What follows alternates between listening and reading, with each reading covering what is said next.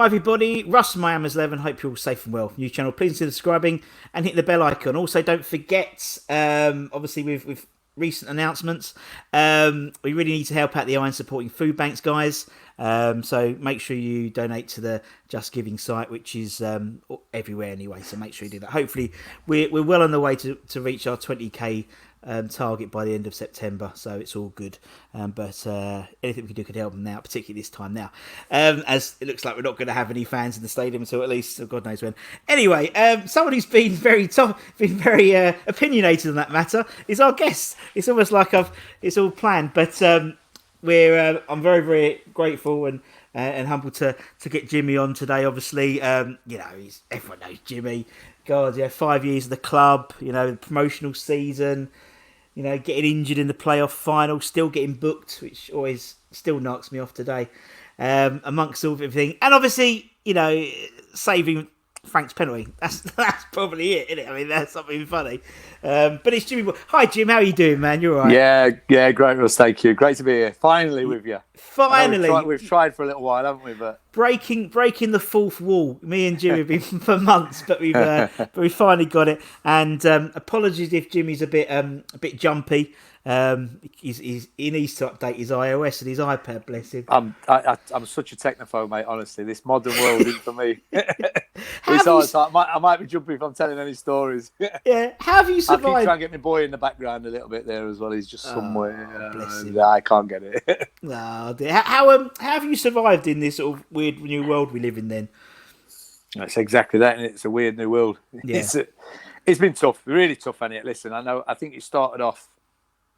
I don't want it. It's probably not the show to go deep in it, but no, we can. We go as deep as you want, Jimmy. Nah, it's probably a bad idea, mate. It's a bad idea at the minute, but listen, it started off horrendous, didn't it? I mean, it's been horrendous all along it, and so many people did so many courageous things to keep us safe, and and that'll never be forgotten. I don't think by anyone. Well, it shouldn't be by anyone. No. And it was such a tough time, and everyone did their bit. We all stayed indoors and did what we could do. That was as little as we could do, and people on the front line did everything and risked their life to keep it. And I think we did really well to, as a nation and around the world to, control it as well as we could do. And we don't know the ins and outs of everything. I don't think anybody does. So to get through it like we did was great. And now it's just, it's unfortunate lately that it's still lingering. And it's really tough. Yeah, I mean, they did. I mean, to be fair, they were predicting ever, from when we went the original lockdown that it was going to be September, October, we were going to do second spike syndrome, and so they are right. But it's just a bit unfortunate how it's all. We just started to get things moving again, but we always want more, don't we? We always want more. We want it done now, and just for the season restarting for me, and the fans not in is. I was really looking forward to them getting back in October, even like sort of lower capacity, just to get them back involved in that. And I just think, I think the way I see it, just people are a little bit torn by everything about, what we can and can't do. And a lot of it doesn't seem to have got enough detail. They just blanket shut off football, which is probably one of the safest places to be, is outdoors maybe. And I'm no scientist. I don't know the ins and outs, but it just seems to me, I can go in a shopping centre surrounded by thousands of people, yet I can't go in the outdoors, surrounded by thousands of people watching or doing something. I mean, I'm fortunate. I'm still involved in it at Ipswich, so I'm still involved in the games. But if I weren't, I'd be going down the Hammers watching the game if I could. Yeah. It is weird. It is weird. It is. Obviously, I'm still there, so it's like it is strange. I've become a bit acclimatised to it now. I think because obviously we had probably half a dozen games last season, and now we've had like quite a quick run of games this season already, and. It's just strange. It is weird, but I hate it. I'll be honest. I hate it. It's one of those, and the season's kicked off. Obviously, like the same at Ipswich at the minute, so you have a job to do, sort of thing. But without the fans in there, it does really feel like a job. Yeah, sure. There's no emotions, and you try and force it because you want to win the games of football. And the fans are watching back home, sort of thing, and that, and you want to do the best, and the lads are preparing exactly how they would do, but. Just takes so much away from it. Listen, if we don't appreciate, and clubs especially don't appreciate fans more after this, then they never will, and never will have learnt nothing. So hopefully, if something comes out of this terrible situation, then it's that, and the clubs look after the fans a lot more, because without them, the game's nothing really. No, you're totally right, totally right. And I mean, it gets to the point now. I find it so quiet. I mean, obviously yesterday, the whole game. Yeah, speaking about being safe and not catching anything, that was interesting. That was interesting. With all Mr. Moyes and Mr. Diop and Mr. Cullen, bless them. Yes, that was very, very, very, very unusual. Bad timing. It was. Yeah, it really was. Bad timing. It is what it is. But it's not great, and we have to. It is still around. We're gonna have to learn to live with it. It's my only thoughts. It's you have to, yeah. And we have to protect people who are vulnerable. I do totally understand that. There's people in my family who are really vulnerable to it. You have to protect that, but we have to find a way within. And he's talking about a 6-month time scale for me. We've got to learn to live with it before that. I think clubs. Well, I think we've already spoke about clubs will fold. I don't know how the Prem. I don't know how the Prem clubs, the big boys, even sustain themselves. Gav Bell paying £300,000 a week or whatever, and that's not an uncommon figure now. No, it's ridiculous. But how do Prem clubs sustain that as well? Never mind the smaller clubs. It's an impossibility. So we have to learn to live with it somehow. And like I say, I'm not a scientist. I've not got any of the answers. But it just seems to be you can do one thing and you can't do another. It don't quite add up to me at the minute. No, it's true. I know exactly what you mean. And yeah, you're right. I mean, obviously you saw the Orient game. The Spurs game that obviously got completely postponed, and I think nothing will probably do anything. To be honest, I remember when it all started, and it was only every other league. Do you remember every other league in Europe and the US had stopped all theirs? It was only when Arteta got it, like a Premier League. It's actually no, we'll close it now. That's it, we're done now. And I think it'll be the same. So as soon as you start getting a Premier League team having to not forfeit a game, but cancel it and reschedule it because of, I think then maybe. But who knows? As you said, we don't know. We don't know. We survived before. I'm not being funny. And we'll survive again. Exactly. I think once you get a vaccine, it's a lot easier to deal with. The flu, for example. I mean, we look at it. I mean, we're getting very, very deep. But absolutely. Listen, every death's a tragedy. It is, especially from something like this. But there's been so many things that's come to test us over the years, and we've always overcome it. We do a lot of things wrong with the world, but we also do a lot of things right, and as soon as we can crack on as normal with protecting as many people as we can, then the better for me. Agreed. And cool, that was deep, weren't we? We are deep. That's the thing. It is like the whole point of this channel is to be like, a couple of blokes sitting in a pub. Obviously we can sit at the pub until 10 o'clock, but after 10 o'clock. That's the thing. I hope there's no injury time. I know. Well, that's the thing. People out. The first, is it Arsenal-Liverpool Monday? But this is what people don't think about it, do they? It's not been thought about in detail. Like even that. Well, okay. Well, you're doing that, then surely you'll think about people who are going to be in the pubs at 10 o'clock. This is the last 5 minutes. Imagine a penalty being in the last couple of minutes about to be taken. Go on, guys, get your glasses. Time at the bar. You just don't have just change the kickoff time if that's what you're going to do. Yeah. And that's your date is suggesting that you have to do that. Change the kickoff times then. Change the transport times to different things. Yeah. You have to. There's knock-on effects to different things. It just looks like they've blanketed one thing and gone right. We're doing this without any thought to anything else. I mean, I take Ipswich. Like Ipswich have very limited COVID cases and have done for months. And why do they have to be blanketed with another area that maybe has a lot more cases that maybe can't go back to bringing fans in? Ipswich have got hardly any cases at all, which is a great thing. But why can't we've got a whole 30,000 in the stadium? Why is it a blanket across the board? Why would you not say, well, Ipswich is in this position, maybe they could bring 6,000 fans into the game? Maybe another team are not in the position to do it because there's been a spike in case or whatever that time. So we come off that.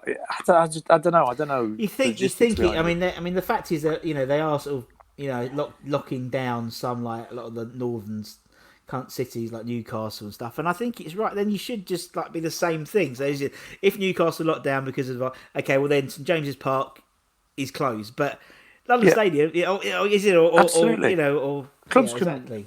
Portland Road or whatever. Clubs can have a plan A and B for that, At least at the minute they've got no plan at the minute. It's just like can we do it? Can we do it? And then just before we're doing it, no, you can't. Yeah. So you have a plan A and B. Right. If there's no cases or cases get above this, then you can't open. If you can, then you've done your trials and you're set for so many fans coming in. Yeah. I don't know. I haven't got the answer. It's a real tough one. It's a tough one. And you want everyone to be as safe as they can be, but to get back to some sort of it's some normality. Sort of normality. Yeah, exactly. No, it is. It's normality, exactly. And it's like, I mean, I just went back in the office last couple of weeks, and it's like, right, okay, sit back home again. All right then. But my daughter's still at school and stuff, and well, for me, just to get back to work, out in the open air and coaching and working with the lads and the club, it's different down there. We're not using the change rooms as such, and there's no food and that. But you can get on with that thing. It's at least I've got a bit of normality back in my life. I feel for the people who can't do what they need to do, and I know a lot of people are struggling from it, and that's really tough for them. Football's a release for a lot of people, and it's a fantastic release. It's not the answer to everything, but the game is a game we love, and it's a release, and it's it's a fantastic sport that we all want to watch. All sports, whatever you're interested, it takes you away from any problems you've got at times, and if we can get back to that for some people, it'd be a godsend for them. Yeah, and I think that was really important that we had restart. Just to get something different, and also something different to watching the telly. Do you know what I mean? It's like I've had a couple of the rubbish. Well, I've had a couple of the EastEnders boys on recently, like Perry Fennick, and got Jamie on as well, and. And they've been like, because obviously where you're the same. You can do some of your job on here, talking to the players and making sure they're all right. But obviously you can't do your job, and they can't do EastEnders. They can't act on Zoom, and they were bouncing off the walls and stuff. But, I can imagine. It's so tough when you like I say, being taken away from doing what you love and what you're good at. It's hard for a lot of people. So hard for a lot of people in all walks of life. Yeah. So tough times. It is. But hopefully everyone gets through it. If anyone's struggling, get on my Twitter and say hello to me, and I'll try and give you a bit of banter. He'll give you a bit of banter back. But that's the thing. You do have the. Could you imagine if it was like, I don't know, 20 years ago when this happened? We wouldn't have Twitter, Netflix, Zoom. You'd probably enjoy that though. In some ways, the world would be such a better place, wouldn't it? I mean, I love the social media. I've got more on board with it when it first came out, and Twitter when I was still playing. I was like, what on earth are people doing on it? I never did Facebook. I never did nothing.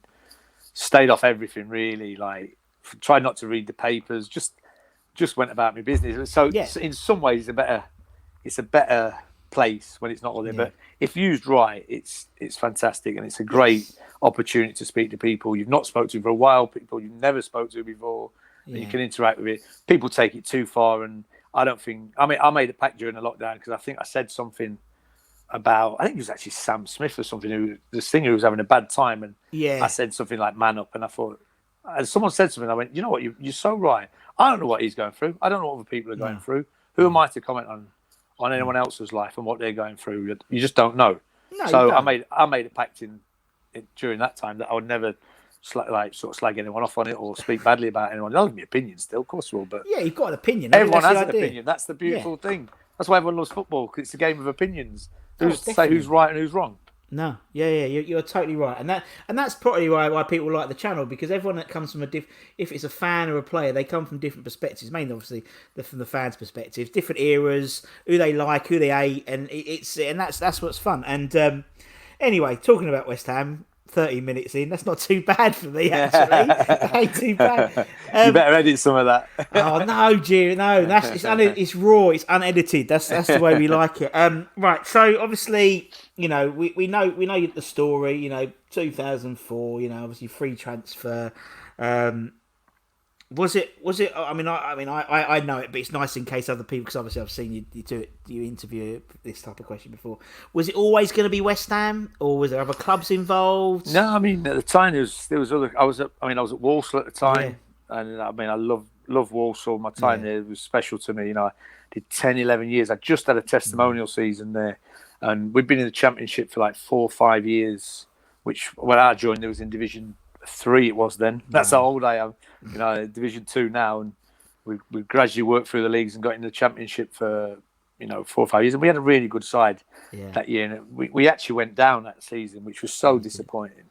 I'd love to, if I was going to leave, have kept them up that season again and then. But anyway, at the end of that, it was. I mean, I played against West Ham before it. And I think it was a 0-0 I'd kept at Upton Park, and I remember looking around going, this is a bit of me, this. I knew I was on a free transfer at the end. I had a few other clubs have spoke to me about what my plans were in the summer. I'd got wind Pards fancied me a little bit. When I got there, I could see like it was almost as if you put on. I think they put Brian Dean on at the end. They put Big Ian Pearce up top. I think if I'm remembering right, they put about 4 of the biggest lads you've ever seen up top and just lumped it in the box, which is very on West Ham. Yeah. And I was thinking, is he testing me here? But I thought, sorry, I'm coming for everything here if I get a chance. So I did, and I managed to. We kept a clean sheet that day and got a 0-0. And when I went to get me back in the day, you used to take the glove bag and put it behind the side of the goal. And when I went to get the glove bag and the towel, and I got a real nice clap. Nice clap off the fans, and West Ham fans are brilliant. I had a fantastic. I love it there. And it was and they clapped us off the pitch, and I thought I could have a bit of that. And that's what I get playing against them. Can you imagine if I can produce that playing for them? Yeah. So it was always in my thoughts. Then I was just waiting on pause and waiting, and as the season progressed, I sort of got more and more that he wanted to take us there. And one of my old mates actually told me, 85 actually, he said, he really likes you. You've got a real chance. And I spoke to him before the playoffs, and I weren't sure how it was going to go. I didn't know if it was better if you got in the Prem or stayed in the Championship for me. Because I knew if I was in the Champ, I was tried and trusted at that level sort of thing, and so I thought I had more of a chance of playing in the Champ. But if you went up to the Prem, maybe you still wanted us as backup, maybe pushing whoever they had in there as well. So sure. I was torn which way I wanted to go. Obviously, when they lost that to Palace, I met Paz a couple of days later, and he was, to be fair to him, he was lower than a snake's belly. Can you imagine? He was low, even to the point I'm thinking, I'm not sure this guy actually wants me to come and join here. But we ended up chatting about it, and I didn't get some great vibes from Pods that day. I mean, I love Pods ever since, and I owe him a debt of gratitude for taking a chance on me to take me there in the end. But it only swayed me when I went to the ground and he said, right, well, look, if we can get it agreed, why don't you go down to the ground with the doctor, get the medical done, because I was going away on holiday the next day.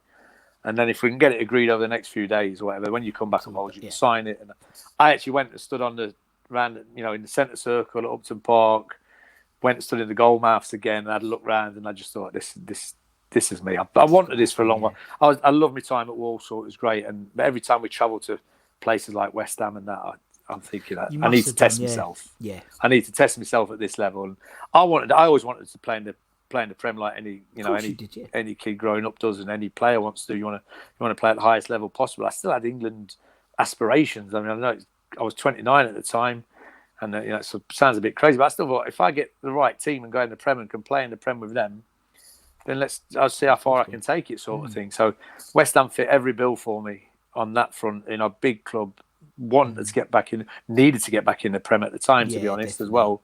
So I thought if I can go back up with ease and play a big part in that, maybe I'll start the season in the Prem, and who knows from there where it can take you.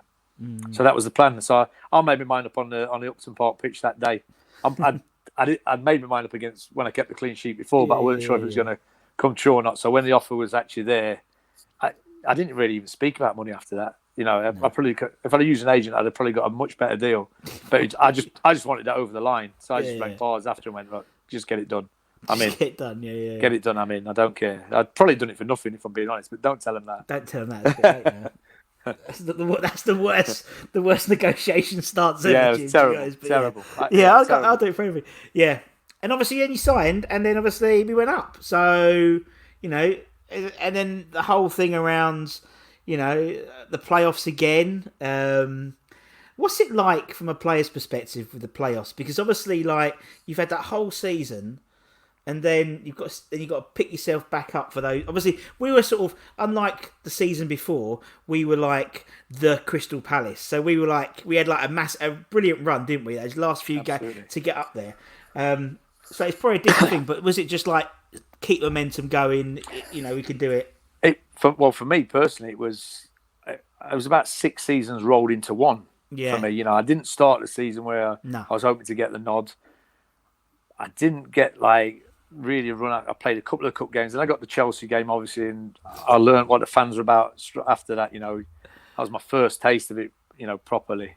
Yeah. And that was me. I still didn't get the nod again after that. I played a couple of games where I was off. I came back from injury too quick, but I had wind I was going to play, so I thought I'm playing. I think I got man of the match in one game. Didn't have a great game in the next one, and then was okay in the next one. Then Paws dropped me again after that, so I was chewing again, and I had to wait my time until it got to, I think it's sort of maybe 17 or 18 games left of that season, and we looked like in danger of missing out on the playoffs. We did, yeah, definitely. And like, as much as a player, you get shielded from it. You hear all the stories about, we could go out of business here, sort of thing. And if we don't go up this year, we're in serious, talk of admin and all that. And it was, so you hear all that and think, come on. And we played Wigan away. I mean, I've spoke about it before, and out of nowhere, I mean, I was enjoying Essex probably far too much at the time when I weren't playing. And it was a great place to live. It is, yeah. And it was magic. But it was, and I had no sign of playing. And just, we was Wigan away, and Pars just pulled me in the changing room, in the shower room, actually, went, I need you today, goalie. I'm like, what? Now you need me? Any bit stronger words. Anyway, yeah, what you got for me? I said, all right, leave it with me. And then, I'd not really played for a few months, and I think it was just one of those games. It was meant to be after that for me. I think we went 1-0 down, and I'd made a few saves. We ended up going 1-0 down. Straight at the other end, I think we scored again. I think Teddy might have scored. Teddy, to take the 1-1. If it had carried on for a little bit longer and they got another, we was mid-table. We was struggling. I think on the bus that day, it was like on the coach to the game as well. There was like never been heard of before. The chairman was on it, the directors were on it, and it was all sat round the back of Pars. It was like you might as well have the Grim Reaper at the back of him as well. And I think it was like, you look here, if we lose today, this company might not be making the bus back. Yeah. So it obviously pulled me in the showers and said, right, I need you today. And we got a lot of luck that game. I got a lot of luck personally. I think I made some saves off me backside, and I was sort of a little bit out of position on where I wouldn't have been on if I'd been playing regularly, and the ball just happened to, I've managed to get a block by being in the wrong position, and it was great. And I remember taking a cross late on, I think it was 2-1 up, and Teddy just he rubbed us on the head like, Jimmy, that's what I'm talking about. And I was thinking, that's it, we're going up now. And that was it from that moment, And we had some ups and downs leading up to that. We thought we'd missed out. We played Sunderland at Upton Park. I think it was a Friday night, and it was an amazing game. They won the championship at ours that day, which hurt. Yeah. And more hurt because we thought we'd missed out on the playoffs that game. We had 2 games left after that, and we ducked out of the playoffs again. And then I think we won the next one, and then we had Watford away. Game, Watford away to win, and we needed to win that to sneak in last minute. And you always find that you sneak in the playoffs, and you just keep that momentum going. We had a great team as well. We had so much experience, but so much youth as well. I mean, in front of me that day was Elliot Ward, and going into that was Elliot Ward and Anton Verde, who was 18s and 19s, like the kids, and all this is on their shoulder. But I think it helped them a little bit, because they've got that youth about them, and I think with my experience behind, and it was one of those where I could help them and put them in the right positions, and it worked really well. We had Pauli, there as well, and a lot of experience in the team with them, and it worked really well, and it was amazing. And I think once we got in the playoffs, that was us. We was going up without a doubt. It was written. Sort of thing. Was, and then obviously we had Ipswich, didn't we? And then those 2 games against Ipswich, and Z-Man's double.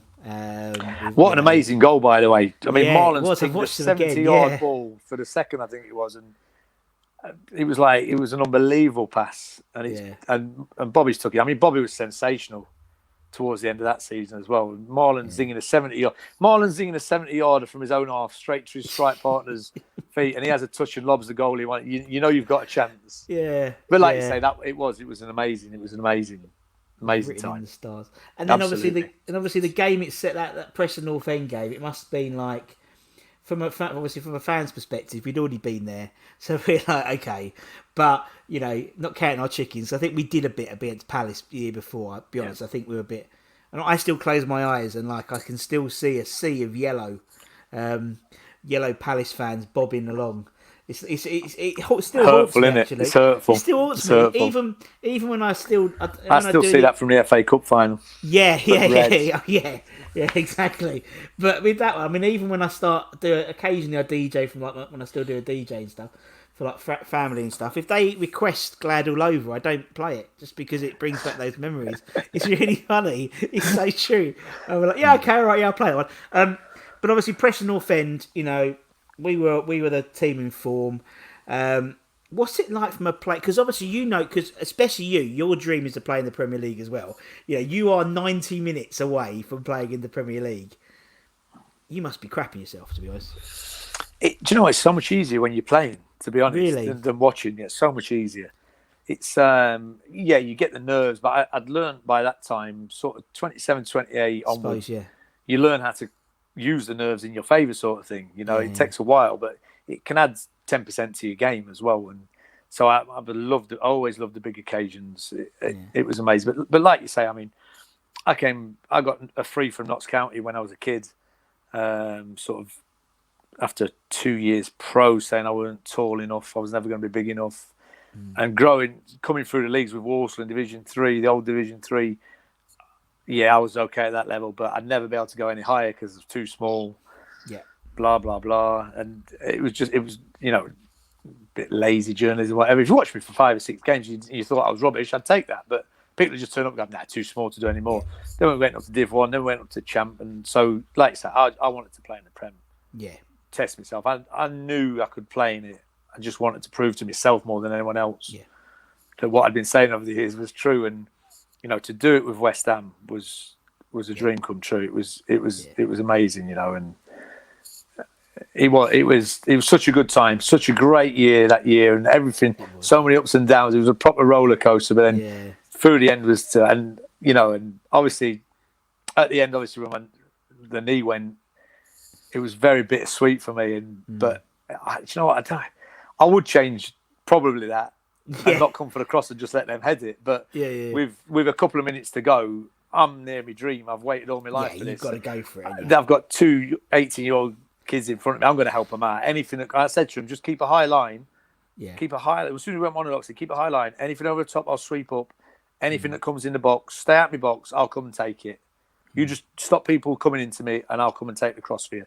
And we spoke about it on the pitch, and so when the last minute, when it's lumped in the box, I'm thinking there is no way I'm not coming in. No. It was one of those things. I mean, I've took it. I'm probably the highest I've ever been. I've only watched it back a couple of times, but I'm thinking, where am I going? Yeah. But I've took it so high, and I just don't think the body could cope with it. And I landed, and remember right, I landed just on the edge of the box. It's a movement you do quite a lot of times in training and different games, all week really. Yeah. And as I've landed, I think I'm close to the line there, but if I plant my right leg as I land, I stay in. I'll just lie down on the ball and waste the last couple of minutes, and we'll win the game. And unfortunately, I lay down on the ball, but my knee fell off, and I was outside the box. So it was a disaster. So, and then Stevie Bywater come on, and he don't get a lot of credit. He don't get enough credit for it because to come on at that stage, I always say, because Byers is not the brightest. No, he's a fantastic lad. I love Byers, and he was actually a really good goalie. But it helped him because I don't think he realised the enormity of it. And when the I think the free kick went in before him, and it was a little dodgy one, and he's ended up sticking it brilliantly, and that was it. And it was a tough one for me because in that moment I'm thinking I was lying in a first aid room in the Millennium. I've just been outside in front of 90,000 people, and I couldn't hear myself think the noise. And I was sat in a first aid room underneath, watching on a small telly in the top corner of the room. I'm thinking, that what is going on? That should be me. I should be out there. And then I saw them celebrating, and then Johnny Green came in, the physio at the time, and I said, look, I need to get out there, John. He strapped me up, and then obviously I got in the back of Ludo. Ludo helped me round a little bit as I was struggling to walk, and I got some iconic pictures from that. I've got pictures that are still up on the wall. Yeah, no, it was amazing. So probably would change not coming for it to give me a chance of playing in the Prem a little bit more. Yeah. But I wouldn't. Oh, do you know what? You can't change things in life. I'd not change anything.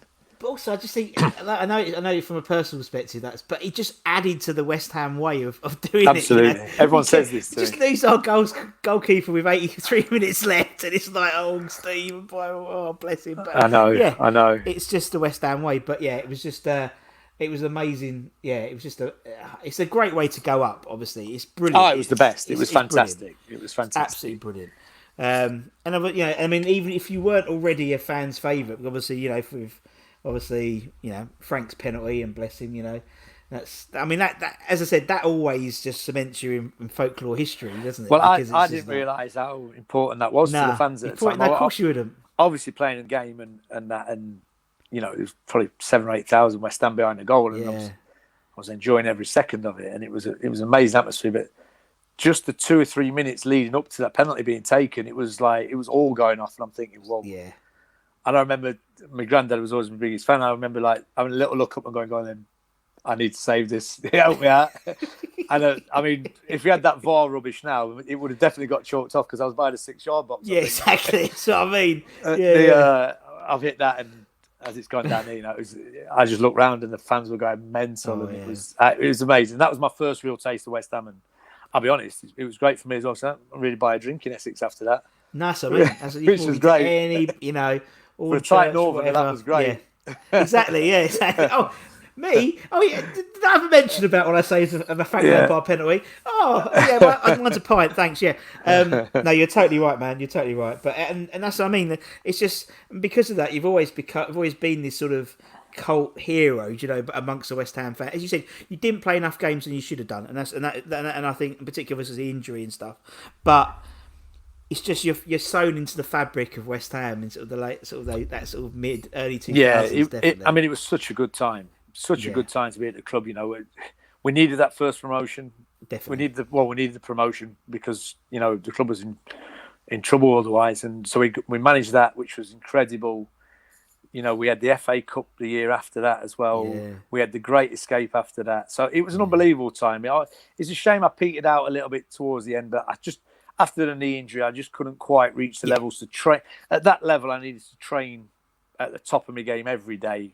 To be able to play at the top of my game when the games came around. I just couldn't quite sustain that. It was train like the odd day and manage it, and then I might be able to get through most of the games. But to be at that level, the top level, then I would have had to train every day. And I just couldn't quite sustain that. So, begrudgingly found my role as like sort of a number 2, number 3 at the end. Yeah. Which was frustrating at times. It was frustrating. I can imagine, totally. But the first 3 years was incredible. I mean, and we had some great. I mean, Greeny was sensational as well. So, it didn't stop me knocking on Curbs' door a lot of times when Curbs took over, going like, "I'm not playing." I think it was a spell we lost 4-0 3 times on the spin within a week. Yes. And so I was straight on Curbs' door, going, "Right, you need me in there. You need some experience, Curbs. Come on." And the Curbs like, "Yeah, but it's Greeny's all right. He's not done great, but he's England's goalkeeper. He's England's number 1 at the time." I'm like, "Well, then you're costing me an England place, aren't you? Like, I need to be playing. Get me in there." And I think around that time was probably my last chance of getting in the team and sustaining it. But, it wasn't to be. But like I said, I love to have played a lot more games than I did at the time. I was involved in countless games, but as a player, you want to be on the pitch, you want to be in front of the fans. And that was frustrating at times. Yeah, no, I can get that totally. Right. Okay. Let's talk about your 11, right? Because I know you've been worried. I've had to write this down, Do you know what everyone does? I've had to. But what they do is they write it, and they write it in formation. It's really sweet. Have you written it in formation? I've actually written it in formation. It's so sweet. Right, so for a player, when we do the 11, it's the players that you've played with during your time. So obviously 5 years. You've had, as you said, there's some cracking players. So it's a real cracking players. So I imagine there'll be plenty of honourable mentions when you're going through it. People you don't miss out. I've got at least 6 in each position for different reasons, for whether they're good players or good wingmen. All right, we're good wingmen. Right, and there's a lot of those. During that time, yes. We've interviewed many people of your era, we'll say, at West Ham. Right, so we'll start off in goal. All right, so like I say, I can't pick me because I didn't play enough games. I would have loved to have played more games, but you could pick yourself now to get those appearances. So it's up to you, man. I probably actually might just do that then. Nah, listen, we had, Big Shaka was there. Roy Carroll was a fantastic natural goalkeeper, such a good goalkeeper at the time. Had a real presence about him. He had a lot of injuries around the same time as me, so we ended up, probably more the other side of Essex than on the pitch, And on the flip side of that, you had Rob Green, who was, he was sensational. Rob, he wasn't. I think it'd be first to say, he wasn't the most gifted goalkeeper. I mean, Roy was better than all of us by a country mile. But what Greeny did was he gave himself every opportunity to be the best he could be. Yeah. If I speak to kids now or anything, coming through in the game, he's a role model on the pitch, because he did everything he could to, he lived right. He trained before training. He trained unbelievably in training. He'd stay out there. He'd go back out in the afternoon. He'd be back in the gym. He just lived and breathed it, and he was amazing. So to do what he did in the game from that position, I would give Greeny the nod. He was brilliant. I always remember the Arsenal game. We beat them 1-0. I think I spoke about it on Twitter the other day, I think it was, and he must have made 18 to 20 one-on-ones in that game alone. And but what people don't see, on the Friday before the game, me and Roy we trained all together. We'd had his lunch and was getting off because it was a Friday, and Ludo and Green is still out on the training pitch doing one-on-ones on the Friday, an hour after everyone had left, and they were still doing it. They must have done it for at least an hour and a half, and so no one saw that side of it. It's only like I looked at that, and then obviously at the game the next day, I was like, that paid off a little bit, didn't it? So it was brilliant. So for anyone watching who wants to be a player, Rob Green was a fantastic role model for that. He gave everything to be the best he could be. So Greeny will get my vote for that. All right, okay, Greeny's in. Right, are we playing a back four, Jim? Well, or are we doing anything creative? I'm going a 4-4-2. Nice. I'm going. Okay. I won't use the what's his name? The England manager's 4-4-2. Oh, Gareth. Yeah. But I'm going a 4-4-2. Okay. And for one reason alone, because I've got to put one player in who was one of the best I played with at West Ham at the time. And he made his tick, but we'll come on to him. I love it. Okay. Right. Okay. Let's go left back then. So we're going left back. Yeah, we'll go left back. Left back. They're all really tough. I mean, there's something about left backs for me. They all was really good lads. When I suppose from a goalkeeper's perspective, the fullbacks are the guys you tend to throw the ball out to most, isn't it? And absolutely. Well, I mean, when I first turned up at West Ham, we had Rufus Brevett there, and I hated Brev just from playing against him so many times. And he'd always be in the middle of a fight on a pitch and after. So when I turned up and he was the first person I bumped into, Pards actually put me in a room with him, and I'm like, honestly, one of the best guys I've ever met. He was one of the funniest guys in football, and a really good player as well. And I loved him. Still speak to him now. I speak to most of the lads now, but Rufus was fantastic. A fantastic player. Clive Clark there at the time as well, who was great. Chris Powell was fantastic. He was a little bit older at the time, but I think for everyone at the time was for me, and he got his England cap, I think, as well at that time, well deserved, was Konchesky, who was a great player. He was a really good player, Conch, and I really enjoyed playing with him, training with him. He was great. So I put Konchesky in at left back there. Yeah. Russ, just one sec, right? I'm going to take this off because my battery's going to go. All right. So let's see if you can still hear me. Hold on one. Yeah, we'll do, man. You okay with me like that? Yeah, I'm all right. All good, man. That's it. Put your thing in. Put your charger on. That's the trouble. You talk about West Ham, Jim. Your battery runs out. Listen, I could talk for hours about West Ham. I had such a good time there, Is that okay? Can you hear me all right like that? Yeah, it's cool, man. That's cool. All right. Okay. Conch is in. Conch is in, definitely. Right. Go on. You go for the team as you want to do, mate. So right back's another tough one. We had the crazy man Tommy Rebke there at the time, who was. I love Tommy. Such a good guy as well, and he was actually. I don't think he was right back before I'd sort of got there. I think he was centre half and that, and he'd found a little niche at right back, and he was outstanding. To be fair, he had his moments. Don't get me wrong, and he was very rash at times. He just out of nowhere just gone wipe someone out. You think, what are you doing, Thomas? But he was as well, and he'd be right up there. But for me, there's only one, and he was probably the best skipper I'd played for ever in football. Was Lucas Neal. Yeah. So Lucas would get the nod at right back because he was such a solid player as well. I think he was a little underrated at times, but what he actually gave to the team on the pitch and off it was incredible. I always remember Curbs at the time of the Great Escape. Curbs would come in and give his team talks and pick the team obviously, and then we'd wait for Lucas to get up because it was like listening to like a gladiator speech. And he'd get up and at the end of it, we'd be like, yes, let's do it, come on. And everyone would be, and that was it. We'd be out on the pitch and he was like, I know you see it on the Tottenham show at the minute and the captain speaks before it, huddle and all that, and says a little bit. It's not great, but honestly, Lucas would have been that would have been like prime television, because his speeches weekly was brilliant, and he was one of the main reasons we stayed up on that alone, as well as some of the other lads I'm mentioning here. Anton said the same thing, exactly the same thing about him. Yeah, in terms of his sort of church. I sort of assumed it more a Churchwellian, but we'll say gladiatorial. I can just it's that Australian accent as well. It just adds a little bit more menace into it. Anton tells the story how like basically he called a players' meeting at Upton Park, and Curbs and Mervyn Day, bless him, tried to get in, and he said no and slammed the door and basically said, look, if you don't want to play for us, fuck off, basically, and I'll tell the managers to get rid of you. And I would be shit scared, and it's like... Well, we had some good characters at that time, and I think you needed it, and Lucas was like the main pivot, and we had so many times like that where we said, right, and I always just speak to Skip all the time, and we go, right, we need a little sit down. And I think it's great at times. Back in the day, you could probably go and have a few beers at the end of it as well. Which was good point. Better. But now we say, right, we're going to sit down in this room. We're going to sort out what's wrong here. Like, anyone's got anything to say it now.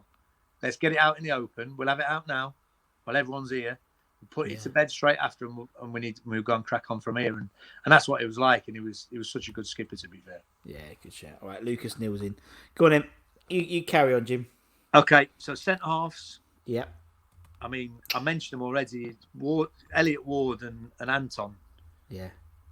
To be 18s, 19s and playing at that level, that to get us into, with all that on the shoulders, to get us into the Prem was an amazing achievement, and they was so good that year. I mean, Elliot had a decent career after. I feel he always could do a little bit more.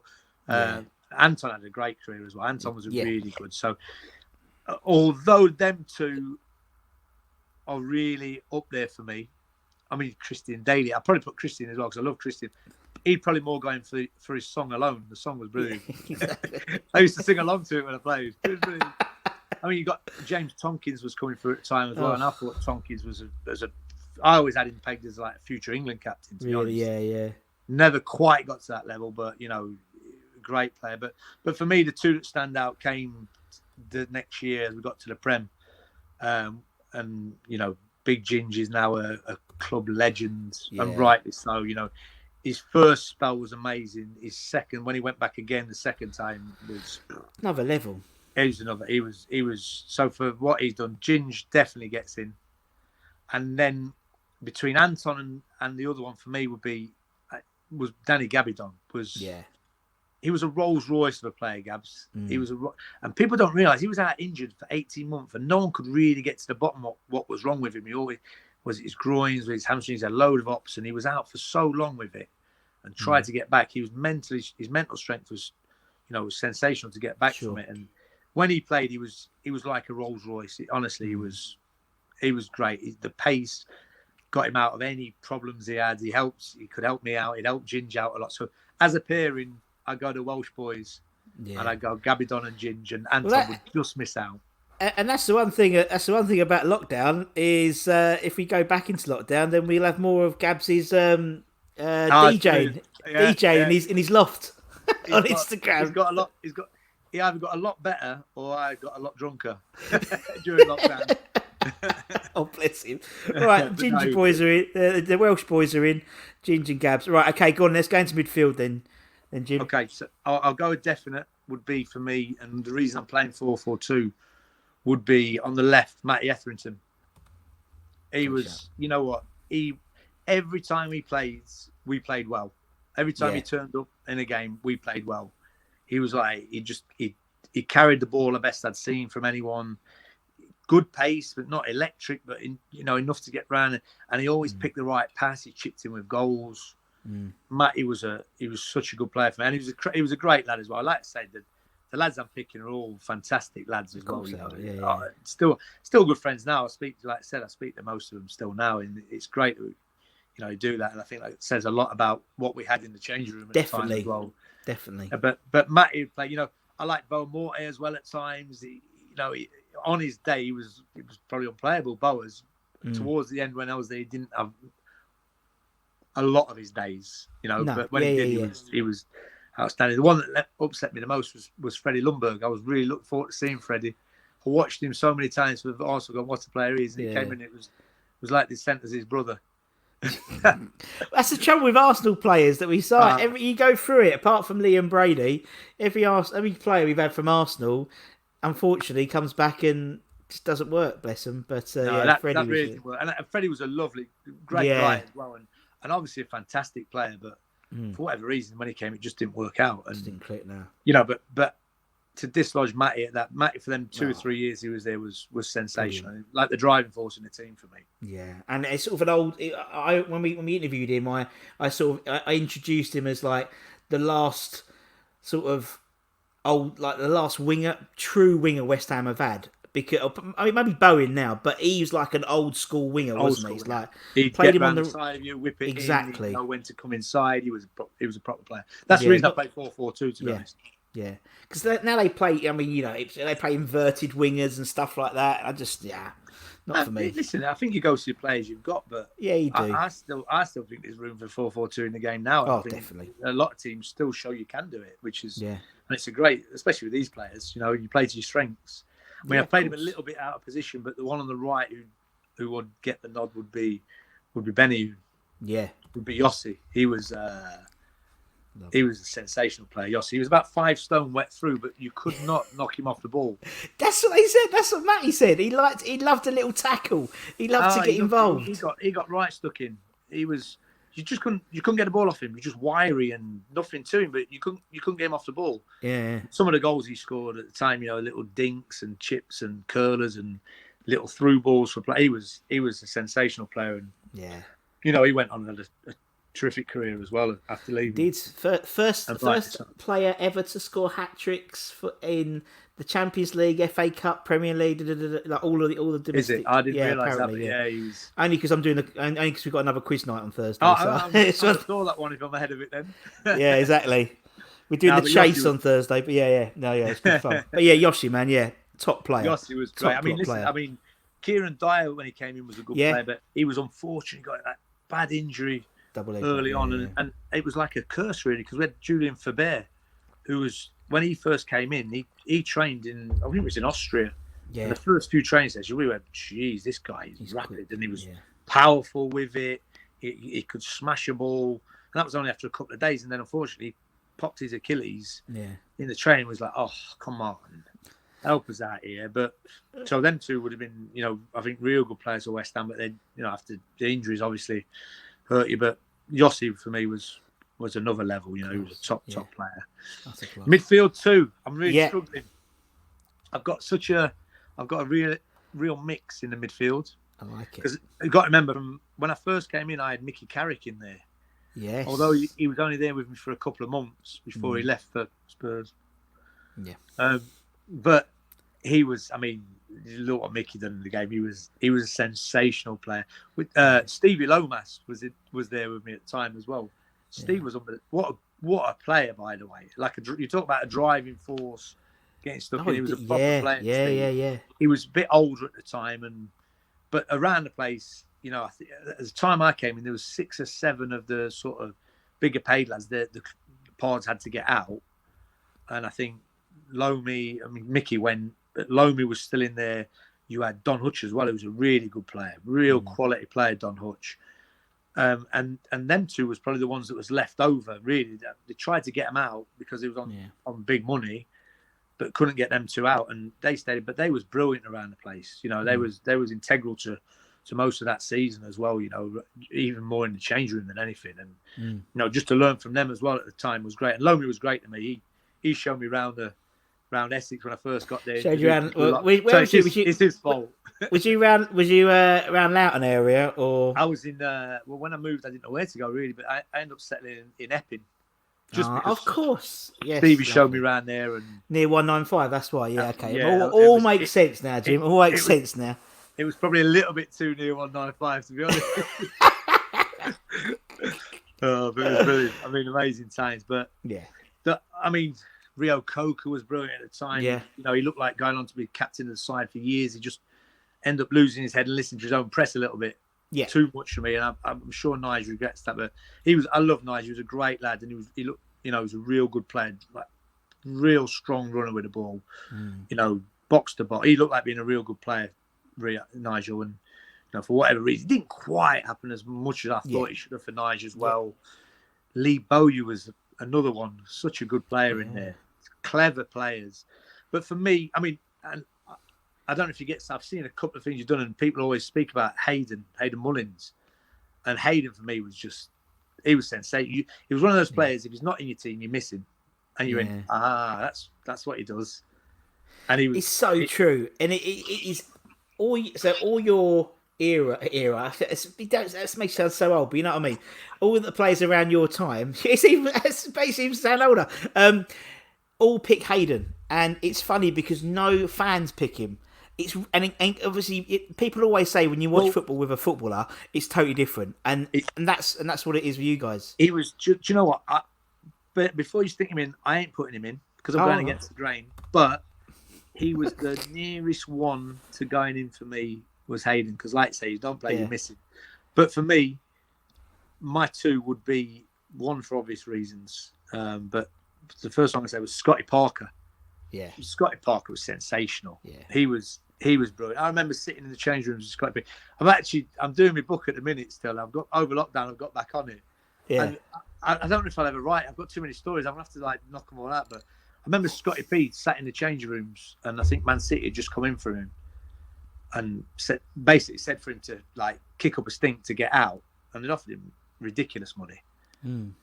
And he said, and we both agreed, he said, if you're going to go, do it the right way. And he never kicked up a fuss. He never did. He got his head down. He said, look, I want to go. The money's ridiculous. What can we do? They wouldn't let him go. And I never heard him say another word about it. He just went to another level on the pitch. And he was a man on a mission after that. He was, and listen, at times, not blessed with an unbelievable touch or anything really you'd say would be a top player from. But the amount he gave to a team was ridiculous. I mean, his tackling was sensational. Half of his tackling was from his touch, to be fair, at times, but from his own touch. But he'd go and win it back and then chop someone and then do it again. And he chipped him with some fantastic goals for 2 or 3 years around the time. Didn't play with Scotty as much as I'd like because it was towards the end of my time. I was on a bench with him and stuff like that, but he was sensational. So Scotty P get the nod in the middle, and I'd have to go for the other skipper, Nobes. Yeah. You know, when I came through, we made a debut together, Southend in the Cup at Upton Park, if I remember right. And, you know, when I first signed, Pars was talking through the team and he was telling me, right, I've got to get a few of these out, but we're going to get a couple in. He said, I've got a couple of young lads coming through as well. One was Nobes. The other one was Chrissy Cohen as well, who was another good player. But he said Nobes is going to be different gravy, and sure enough he come and train with the first team that year. He was involved with it. He was such a chirpy git as well, and he fitted in brilliant. You know, it was great. So you got the older statesman and then him in the change room, and it was I think he learned a lot from Teddy Sheringham's and Lowmasters and people like that around it at the time, and Donny Hutch, and that just learned what our players conducted themselves at the time. And knows went on, and the career he's had there is sensational. And listen, love him. People have got their own opinion on Nobes at the time now. I still think he's got a big part to play for the club. Definitely. Maybe at times, especially at the London Stadium, the pitch is a little bit too big for him. At times now he's getting on a little bit, but I think he's got such a role to play, in games. And when he played towards the end of last season and when he was needed, when we looked like we was in real trouble, he just comes to the fore, and he always turns up for the big games. And he's been saying now 500 odd games and so many different managers. You're not a good player if you're not getting picked by all those managers and you're staying skipper. So for what Nobes has done and what he in my time there, he was great. He like I say, made his debut. He went off on loan to get some game time and that. And then when he came back, he was even better, and he was around everything, and he was great. And I'm proud to have played a part in what he's got on to done. To be fair, and been in the change room with him, because it's sensational at that level to play that many games. Yeah, and particularly as you said, in sort of the modern era, having a player do that as a one-man club, it's a rarity rather than the norm. Obviously, absolutely. I've interviewed people in the 80s and Tony Gale, and and obviously they were all doing 10 years. Now it's nothing, but here it's and you're right, and it's something where although fans, you can never, and the same as playing for West Ham. If you put a shift in, West Ham fans don't you could not, it might not be technical, it's not your fault, but you put a shift in. And no one can ever criticise Mark not putting a shift in. And I think that's absolutely why. not. We used to say that in the change room to anyone that came in. Yeah. Like, obviously, talk about Lucas Neal and that, but all the lads would say, like, you talk about the club, you'd integrate them by saying, listen, if you give everything you've got at this club, just leave everything out on the pitch, give everything you can for the fans, they'll forgive everything. Yeah, as long as you're, and rightly so, and they know the football, West Ham fans, but if they see you giving everything you've got, they're with you 100% of the time. Listen, and if you've got a bit extra as well on top of that, you're going to be a hero. Yeah. You know, so that's what we used to tell everyone, and you know, I think Nobes for me epitomises that, as well as his Scotty Parker put in there as well. Totally, and I think Nobes learned a lot from Scott Parker, definitely, and I think Declan's learning a lot from Mark Noble. So it's nice, nice progressions. And that, all three of them do the Parker pirouette, so it's all right. You know, he loved a little turn, didn't he? He had that on toast, didn't he? He did, yeah. Right, okay, coming in up front. Interesting. I need to pick about 5. That's what I mean. You've mentioned about 5 or 6 strikers already, for various reasons. I mean, I'll go with the close ones. Yeah. Because I love Bobby Z. Marlon Hill was sensational. You know, I played a lot of football with these guys over them years. And they was brilliant. You talk about the playoffs that year and you know, and the FA Cups. They was so good players. It was a little bit underrated at times. They all had different things they could bring, and they scored a lot of goals between them, and you know, created a lot of goals as well. And they was great. I love Big Colton Cole as well. He's such a good guy as well, and really effective on the pitch. So you're talking these players, you know, real top players. We had Craig Bellamy as well. Who, you know, Bells was a great player as well. He was a pain in the arse at times, but he was such a good player. I mean, I always remember one turned up and I thought, whoa, and it was Sergio Reberov. He was like Golden Boot winner in the European Cups, and that. I was like, never quite happened for Sergio, but it was such a good lad. But I mean, one story on Sergio, he couldn't pronounce his A's, but he's like. So, long story short, he called me a winker a lot. But Sergio was brilliant, and you know, when he came in, I thought, wow, but it never quite happened for him. But I mean, some days in training, you'd be like, flipping heck, so it's unbelievable. But the 3 I'm trying to separate at the minute, are Teddy, Sheringham, obviously, Dean Ashton, and Tevez. And I'm really struggling. Teddy is just up there as one of the best players I've ever played with. Sure. You know, everything about him was sensational. His touch. I just love the way he carried himself on the pitch as well. He had an arrogance, but like, you know, he backed that arrogance up, and he was great. He'd bring people into play. I mean, Teddy was great. I remember one of the first games I played, he's like gone to spin in the back because I've got a through ball or a cross, and he's got to spin in the back, and I end up half volleying one right over the top. And as I'm doing it, he spun back round, and he went, "What are you doing? Know your players. I'm never going to run in the back." I said, "What do you mean?" He said, "I'm doing it to create a yard." I'm like, "Oh, that's not rocket science, but I get you." So every time I got the ball, Teddy would go spin in the back, and I'd just drop it in front of him, and he'd bring players into it off his chest. It was a great little ploy we had going, and he could finish. He's probably one of the best finishers I've played with. You know, so Teddy, and I've got Dean Ashton, who, I mean, obviously we spoke about his injuries, and I've spoke with Dean a lot, and I've actually done my own interview with Dean for my website, and it's, you know, it still hurts me to talk about it. Like now, he was at the top of his game. He was just getting his first England squads to break his ankle like that, and you know, and never really got back to any levels he could. We was training together because I was injured with my knee at the time, the second time. And I know how much it meant to him to get back fit, and he gave everything to get back fit. And he, testament to him, he did. But he was probably a little bit like me in that respect. He couldn't quite get to the levels he needed to. I mean, he did get back, and he did score some great goals. But for what he was actually going to be capable of, for me, he would have been England's number 9 for still now. Oh, definitely. Absolutely. Still now. Without doubt. You know, for the next 10 years, he would have been England's number 9. He was. I mean, Harry Kane has done unbelievable. But I've worked with both them players at similar ages for a few years, and Dean Ashton had everything better than Harry at the time. I agree. You know, and that, no disrespect to Harry, he's done what he's done in the game is unbelievable. He's come on like probably I'd never even believe he would have. But Dino had everything. You know, he was a strong boy. He could run. He could hold it up. He loved the goal with his head, both feet. He had everything, to be fair. And then we've got Tevez, who is probably only a brief spell, but the 3 or 4 months where he actually came to the party, he was unplayable. And rightly so, goes down as probably the main reason why we stayed up that season, the Great Escape year. But we had it was funny because he came in and we're like, he never brought loads to it. You see glimpses in training, but we're like, come on, we want more. And it never really happened for him. And then gradually, I think it was Spurs. I always say it was Spurs at home, and we lost the game. Yeah, and he couldn't. He scored the free kick. He jumped in the crowds. The crowd went mental. We ended up losing the game, which was a disaster at the time, but it actually made us, because I was on the pitch crying. We were all consoling. We were going around telling Tevez, like looking around, going, "Wow!" And you could see what it meant to everyone.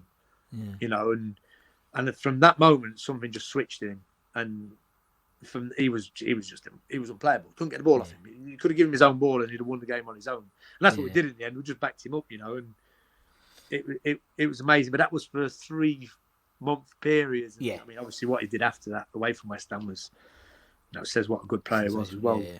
But I can't play Teddy and Dean Ashton together because they're both too similar. So I'm going to have to go with, just because Teddy was that tiny bit older when I played with him, what Dean Ashton could have been, and what he actually was at the time, and then what he maybe could have gone to achieve. I'd probably go Dino and Tevez together as a pairing. That is going to take some beating. Oh, that's pretty sensational, isn't it? Isn't it? That's top of the Prem right now. That. Well, it is. You look at that squad, it's like, could do a few of them at the moment, Jim, to be honest. Bless them. But can you imagine those two at the top of the game? They're worth, I can't even think what they were. As a pairing, they're probably worth 200 mil. Yeah. Absolutely ridiculous. At least at the moment. But that's actually a really good side, isn't it? It is a really good side. It's one of those, you know, like you have those sort of like, particularly during like lockdown, they were like the recreations of horse racing and stuff like that. If you could like do this, it'd be great, and you could have just to see. But also, like, you know, from like when we interview a lot of the older, like, you know, like Dev and people like that, you know, they were doing that. They were playing sort of that grade of football on, like, you know, minefields of football pitches. Unbelievable. When you look back at those games, I mean, they were sensational players. If they was playing this day and age, they'd be the best players around. You know, there was absolutely mental. To do what they did, like you said, on them pitches with you never had any of that sports science business. No. You never had the best of everything. What they've got nowadays. If they could have maybe had that and played now, who knows? They'd be sensational. But every one of them could have played in this era without a doubt. You know, without doubt. Proper legends of the club as well. I'm lucky enough to still go back to West Ham at times, and you know, I still do the boxing upstairs with them, and I feel honoured to be able to sort of do it as part of with them. Do you know what I mean? Because they're true legends of the club, and the games they've played show that. And fantastic players. So it makes me quite humble to be able to do the things I do with them nowadays. So it's great to go back, and you know, just to be part of that West Ham history for me is amazing. Yeah. No, it's and as you said, it's like you are without doubt, Jim, part of the fabric that is West Ham, and forever you will be. Just even that penalty. I ain't being funny. I know we get back to it, but literally everyone. If you talk about Jimmy Walker, first thing goes, "Oh, he saved the penalty against Frank Lampard." But you know, no one could ever take that. No, away. It's brilliant, and what a great memory. I mean, it's one of my favourite memories as well. Like I joke it like. I don't like to talk about it, but I'll hopefully never stop talking about it. You know, well, it's like Conch. We had Conch on the other day, and like he's obviously everyone asks him about that. You know, the FA Cup final goal, and he's like, and I was like, come on, was it a cross? And he went, probably. Did he admit it? Yeah, he said, well, actually, if I'd scored that like in the Premier League now, I could probably say it was a goal. Because, you know, I mean, you look at how, you know, I mean, obviously West Ham, like Payet scores, you know, he used to score goals, and they score his. He went, but it was a cross, and I was like, yes. Did he say? Did he admit it? Did he really? Yeah. I'm I'm very surprised he admitted it. If I'm being honest, he still says to me, he meant it. Must have got him at a good day. But anyway, Jim. Listen, man, it's been amazing. Thank you so much for your time. I really, really appreciate it. More than welcome, more than welcome. And obviously, thank you to everyone for watching or listening on podcasty stuff. Wherever you do, make sure you share it, guys. Make sure you still donate to the Just Giving site for the Unspoken Food Banks. And from me and Jimmy, take care, everyone. Stay safe. That's really important at the moment. Come on your irons, and we'll see you again very, very soon. Take care, everyone. Come on your irons. Come on your irons. See you later.